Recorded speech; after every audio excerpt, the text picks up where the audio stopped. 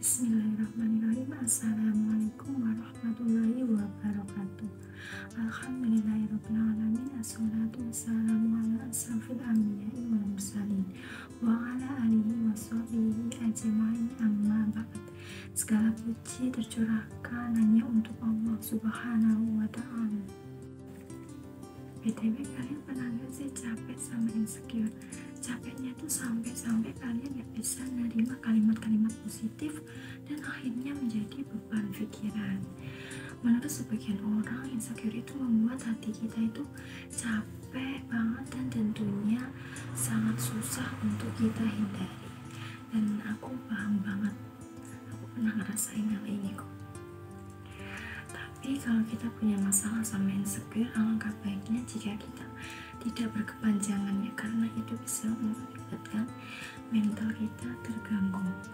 Karena di dalam surat At-Tin ayat 4 sudah dijelaskan bahwa sesungguhnya Allah subhanahu wa ta'ala telah menciptakan manusia dalam keadaan yang sebaik-baiknya, dan selama 7 menit ke depan saya akan menjelaskan mengenai berhusnuzon kepada diri sendiri dan berbagai informasi menarik lainnya. Stay tune ya. Saya Askia Kusuma Putri Andini, biasa disapa Askia atau Kia dengan NIM 22312-156 dari program studi akuntansi Universitas Islam Indonesia. Saya yakin pasti setiap orang pernah merasakan apa yang dinamakan tidak percaya diri. Menurut pribadi saya sendiri, underconfidence itu muncul karena sifat alami manusia yang ingin terlihat sama dengan orang lain. Ketika orang lain bisa mencapai kesuksesannya, diri kita pasti merasa insecure dan tidak yakin sama kemampuan kita sendiri. Sama halnya kayak perasaan kita saat mau ketawa, menangis, ragu, takut, bahkan apapun yang lainnya. Insecure bisa menyerang siapa saja. Semua orang pasti pernah merasakan insecure di bidangnya masing-masing.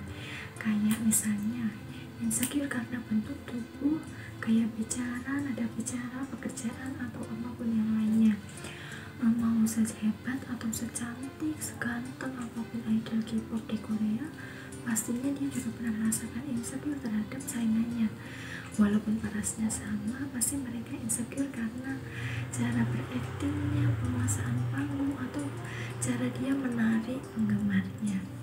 Seorang entrepreneur muda pun pasti pernah merasakan insecure karena mendidik bawahannya yang tentunya memiliki kemampuan yang lebih hebat atau tinggi yang berada di atas kemampuannya. Perasaan insecure sebenarnya juga ada sisi positifnya. Kita itu jadi berlatih untuk mengembangkan potensi-potensi yang ada dalam diri kita, maupun kita tuh menjadi tahu kekurangan kita itu ada di mana. Dan kalau kita kelamaan insecure, itu pastinya nggak baik buat mental kita dan nantinya akan menjadi masalah yang berkepanjangan.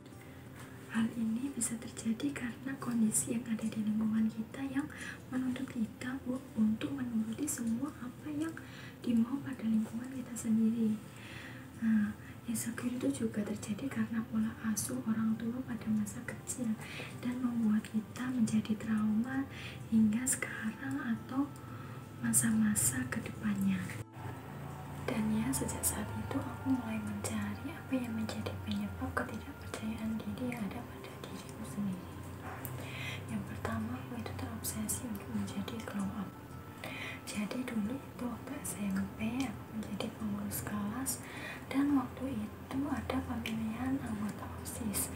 Ini sistemnya dipilih 2 orang per kelasnya. Ya udah, tiba di hari H. Nah, untuk yang keduanya, aku tuh terlalu mikirin perkataan orang lain. Perkataan orang lain itu memang gak ada habisnya untuk kita dengerin. Kalau kita terlalu mendengarkan pikiran orang lain, maka pikiran kita itu akan sia-sia dan tentunya ngebuang-buang waktu. Jadi aku kan gap year. Nah, selama gap year ini aku nyibukin keseharianku untuk membantu orang tuaku berdagang.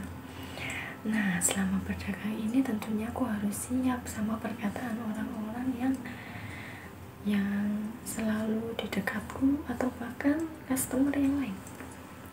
Mulai dari, kok nggak kuliah, kok nggak sekolah, libur tak. kampusnya sayang loh kalau nggak kuliah gitu. Ya udah, mulai dari situ aku bertekad, untuk tahun terakhir aku gunain untuk mendaftar kuliah, dan aku keterimanya itu di kampus swasta. Terus setelah aku keterima kuliah nih, masih ada orang yang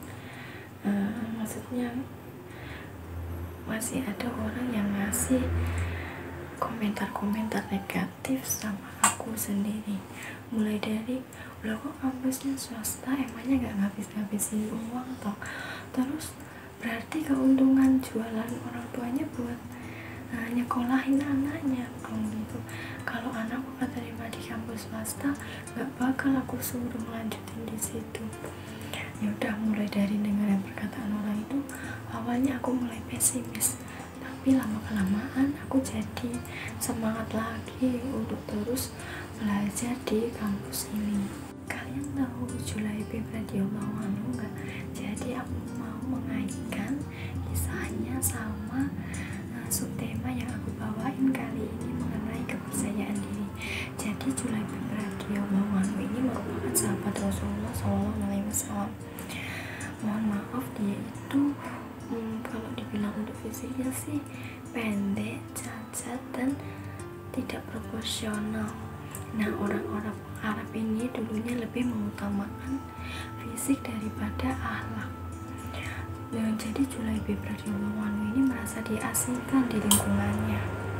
Tetapi Allah mengangkat derajatnya lewat kesempurnaan dari akhlaknya sendiri. Itu solusi yang aku terapin untuk diriku sendiri mengenai percaya diri, yaitu aku mulai mencari tahu apa yang menjadi kelebihanku dan gak melulu fokus pada pencapaian orang lain, karena hal ini tentunya gak akan membuat kita untuk berkembang dan maju. Selain itu, aku mulai nerapin self love. Dengan self love ini kita akan menjadi mengenali, memahami diri sendiri, kan gak mau terlalu menuntut untuk menjadi A, B, C, dan kita akan menjadi tahu pengetahuan kemampuan kita yang sesungguhnya. Seseorang yang telah percaya diri itu berarti dia telah berhusnuzon kepada dirinya sendiri dan bersyukur dengan apa yang telah Allah berikan kepadanya. Jika seseorang mempercayakan segalanya kepada Allah, maka dirinya akan merasa tenang dan merasa yakin dengan kehendak yang diberikan oleh Allah Subhanahu wa Ta'ala. Harapannya semoga saya selalu dimudahkan dalam berhusnuzon dan dimudahkan dalam percaya diri untuk kebahagiaan di dunia dan di akhirat. Demikian yang dapat saya sampaikan, semoga bermanfaat untuk kita semua. Jadi yang baik itu datang dari